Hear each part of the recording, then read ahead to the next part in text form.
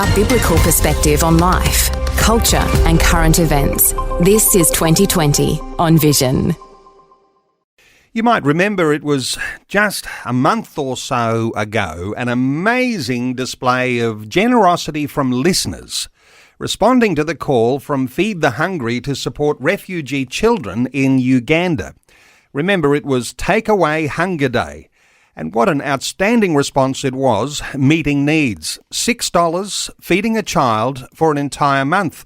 And for Vision listeners, well, thank you. You rose to the occasion to feed somewhere in the vicinity of 34,000 children for a whole month. Well, Ben Evans, the CEO of Feed the Hungry in Australia, is joining us once again. Hey, Ben, welcome back to 2020. Thank you. It's a pleasure to be back here. And Ben, you're about to get on a plane and go to Uganda and in some ways celebrating what Aussies have done in their generosity. That's amazing, yes. I mean, when I was speaking to Phil, CEO here, about what should we set our target for this year, we really wanted to feed 30,000 children. And as you read out, we've actually fed, I'm reading, 34,639. So you've gone above and beyond. That cup is certainly running out all over here in Vision. So I'm so grateful for everyone who listens and supports the station and supports feeding hungry children. And so it's a kind of unique opportunity. I get to go back a few weeks after the event, Take Away Hunger Day. I go tomorrow, this week, back to Uganda, and I get to tell these children like Angok, children like Elizabeth, children, all those beautiful children, say, my friends at Vision all over Australia have helped to feed you for an entire month. So I'm looking forward to it. You know, I'm as excited as you are for that generosity, but for context here, 34,000 children in the context of the need that is there, those children as refugees fleeing war zones and making their way to the somewhat more settled and peaceful place that is Uganda. What are the numbers looking like overall of those refugee children who are looking for some support? Nationally, there's about a million refugees in that country, which is just staggering, thinking about the number of people who have had to flee their home and run for their life looking for safety anywhere. And they've gone north, south, east and west. In Africa, Uganda is known as a place to be. If you can get to Uganda, that's the place to be because it's safe. They don't have much, but they have safety, they have security. You're not worried about armed thugs breaking into your village in the middle of the night or even in the middle of broad daylight. You have safety. But Uganda's not the richest country in the world. They can offer you space, but they can't offer you much more than that. And that's where organisations like Feed the Hungry come in to provide these hot, nutritious meals to them. My suspicion is, though, while not every one of these refugee children get their opportunity to have a meal in a school setting, and at least that's one meal a day, those that don't, remaining on the streets and no doubt vulnerable to exploitation, is this something that's rife too in Uganda, that there are children who are very vulnerable? Well, just imagine how you feel when you're desperate for food or desperate for shelter. When you're desperate, the things that you will do is quite extraordinary and alarming. And so we actually provide a lot of security just with a simple program of what we do, providing meals in a school environment. We actually reduce unwanted teenage pregnancy because girls are going to schools, they're in routine, they're occupied. Boys are occupied, and so we're actually building routine. It seems so simple, too simple, but actually it's so important that coming to school actually builds better futures for these children, and we're keeping them out of those dangers that you just alluded to. We're giving them somewhere safe, somewhere that they can build their future. And you're working in something like 25 countries around the world, and while we've had a focus and learning a little about what happens in Uganda. 25 countries, it's 25 different stories, no doubt, and, the children coming from different contexts and different war zones and different reasons why they might be hungry. But what can you share about some of the other countries that you're working with? Yeah, so this Friday I travel to Uganda. I'll be there for a week. I'm returning back to Kirian Dongo, the refugee settlement that we spoke about. I'm actually meeting some of the other directors, the country directors like myself, so that we can get an update, we can refocus and make sure that we're sticking to our mission to feed the hungry in Jesus' name. And after that, because it's relatively close by, I'm going to Malawi, one of our other largest countries that we work with. The cute story is that my grandfather actually was a missionary in Malawi for 20 years. He left there in the 40s, and my mother, born in Malawi. So there's a bit of a connection there, and that's just one of the many countries. We're actually feeding 566,000 children every day around the world in these 25 countries.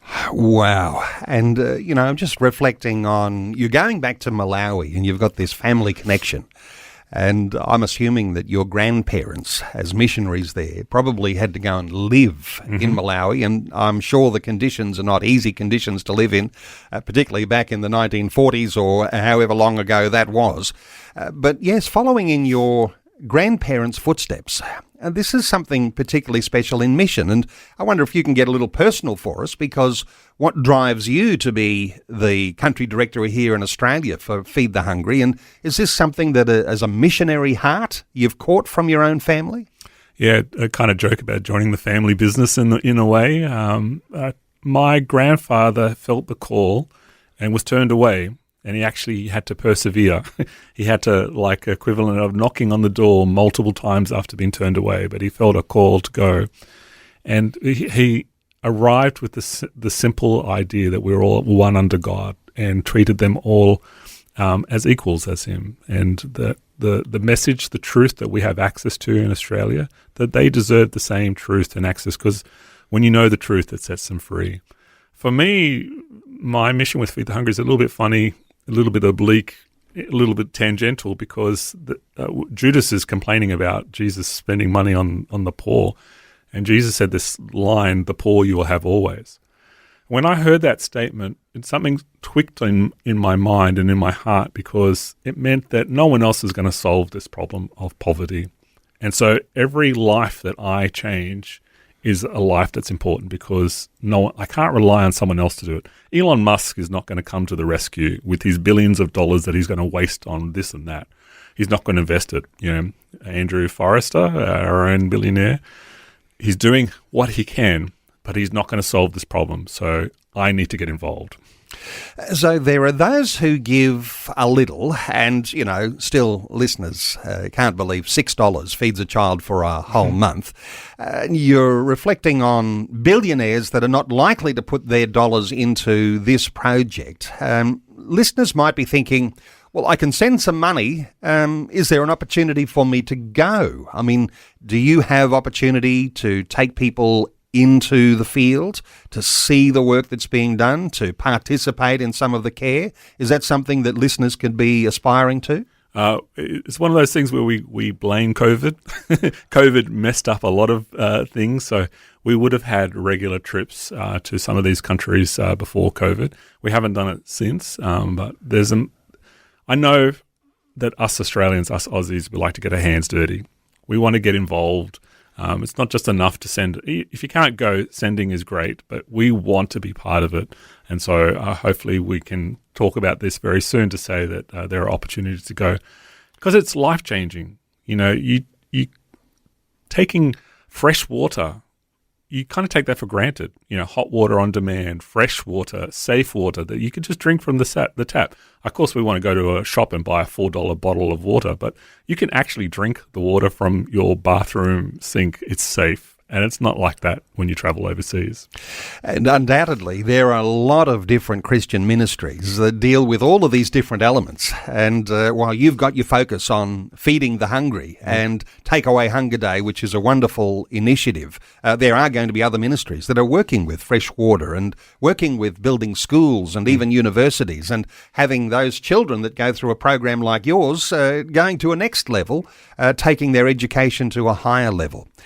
Ben, for listeners and Feed the Hungry, and for those who didn't get a chance to give just a month or so ago, that's $6 to feed a child for a month, still an opportunity to participate in that giving? Absolutely. You can visit our website, feedthehungry.org.au, and click a link. It's safe, simple, and easy to give. And we're talking about feeding a child for a month with $6. But, there's always next month. So we would love your continued support. But we're very grateful. I am always thinking about the woman with 2 mites. And Jesus is contrasting all the priests who were making a big song and dance about their giving. And someone came along with 2 mites, a few cents. That 2 mites was very precious in the Lord's sight. And so every $6 donation, I have the same heart. I'm trying to look at it the same way that Jesus does, that this is precious to you. So if it's precious to you, it's precious to me. It's certainly precious to children like Angok who are being fed because of your generosity. Well, $6 to feed a child for a month, that might be like the widow's mite. And certainly special honour to those who did give during that Takeaway Hunger Day, because Vision listeners were so generous. 34,600 children who were fed for a whole month. But as you say, Ben Evans, there's always next month. Ben Evans is the CEO. He's the country director of Feed the Hungry in Australia, that website where you can connect with Ben and you can participate in feeding these refugee children. feedthehungry.org.au. It's feedthehungry.org.au. Ben Evans, look forward to catching up again next year as we start to talk about these things again. But thanks for joining us on 2020. Pleasure. I appreciate your support. There are children really out there who don't know where the next meal's coming from. They are simply praying, and your generosity is helping to answer those prayers. So very grateful for each and every one of you. Thanks for taking time to listen to this audio on demand from Vision Christian Media. To find out more about us, go to vision.org.au.